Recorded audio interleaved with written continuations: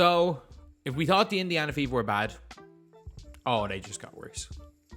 They just got so much worse because Temi Fagbenle, the best teammate for Caitlin Clark, as in the player whose style matches up most with Caitlin Clark, is out for 2 to 3 weeks, which means probably longer. And also, she is 100% missing the game, the big game against the Chicago Sky. And I actually do not see a way in which the Fever win a game without her. Before we get on to the main part of the video, if you guys are new to the channel, subscribe. A huge thank you guys for 4,000 subscribers. Hitting that is crazy. And we are honestly not that far off 5K, which has been an unbelievable goal considering how new this channel is. Anyway, now let's get on to the video. So the Indiana Fever are facing off against Seattle Storm tonight. And their player that was probably going to match up to Neko Umake is injured. That's not great. That's not great. And the player that was probably could well have matched up to Angel Reese on Saturday is also now injured. And the player who gets Caitlin Clark 3 assists a game by just running is now injured. It's not great. That is not great at all for a team that already sucks. It's not great at all. And also Erica Wheeler is out for tonight for personal reasons. Hopefully all is okay with her. But on the court, it means obviously maybe Grace Berger has to play. But Christy Sides, who notoriously likes to run an 8-man rotation in the regular season, only has like 8 healthy players. She's gonna have to play Saxton, who has averaged 1 point a game in her WNBA career, who has not scored yet this season, and averaged like 5 points a game in college. Is gonna have to play legitimate minutes, unless she wants to play Samuelson at the 5 at times. If she wants to play Caitlin Clark at the 4, I don't know. Play Lexi Hull at 2 guard at the 4. The team is screwed. Like, with the foul trouble that Leah Boston has been in, why not just kill the refs? Why not just kill the refs? Why did Christy Sides not just absolutely kill the refs? At the end of the game, maybe Leah Boston, they're going to ref her a bit differently. But no, she's going to get in the foul trouble. And then what's going to happen? You're going to have Nalissa Smith moving up to center. And Nalissa Smith Nalissa Smith does not want to play for the coach, has been told by the coach that she doesn't see what she brings to the team anymore, and is now going to have to play 35 minutes a night because they don't have any backups. Like, they have Dantas, who's injured.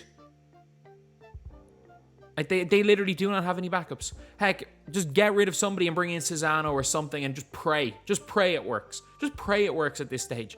Because it can't be any worse than what's going on. It genuinely cannot be any worse. Like, it's mad. So, the team has got 2 injuries to the team, obviously. But because her rotations are so bad, she's now going to have to start playing people that she just has not played. Which can be a good thing or a bad thing. As far as the guard position with Taylor, who was a good defensive player in college, who was, I think, their 2nd round pick. Cool. Like, can't believe they didn't take Kate Martin with 2nd round pick in hindsight. But then you've also got Grace Berger, who has to play a bit more because the team doesn't even have a backup point guard for Caitlin Clark. Unless you want to put Kelsey Mitchell at the 1. And as I've always said, there is not a shot that she doesn't like. Every time Kelsey Mitchell touches the ball, that ball is going up. It is going up. Every single time the ball is in her hands. So Caitlin Clark's backup point guard is a shot chucker. Caitlin Clark can't play 40 minutes a game. But again, the rotations are horrendous for the 5 minutes she's off. It's like 5 minutes at one go, which doesn't make sense. So she can't play 40 a game. And now, as far as running the floor goes, the one player that runs the floor with her isn't able to play for a few weeks. So Nalissa Smith, and Nalissa Smith hasn't been bad this year. Like, I think just in general, Nalissa Smith getting more minutes would help. Like, that would help the team, because if she can figure it out with Caitlin Clark, she's a better basketball player in Fagbenle.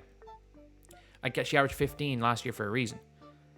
The problem is that Nalissa Smith doesn't want to play for the coach. Nalissa Smith is liking tweets criticizing the coach. And Christy Sides is stubborn enough that she will, I'd say, after seeing all the crap that Nalissa Smith's brother and Nalissa Smith's mom have been saying and liking tweets about her and liking tweets criticizing her and everything, I could see her just saying, screw this, Samuelson, yeah, you're playing the 4. You have done Not much this season, but you're going to go and play the 4. Oh, you know what, Wallace? You're shooting 19% from 3. You can go back to playing your 30 minutes a game and continue to shoot 19% from 3. Like, they're screwed. Like, they're screwed. They're already a terrible roster. And now they're down. Look, Erica Wheeler has not been good this season. She really is not. Like, her starting at the 1 with Clark at the 2 just did not make any sense, really. Erica Wheeler's been terrible, but she's still a vet. Like, she'll still play defense. She'll still give it her all. Is she worth the money? No, but she'll at least give you something. She'll give you something.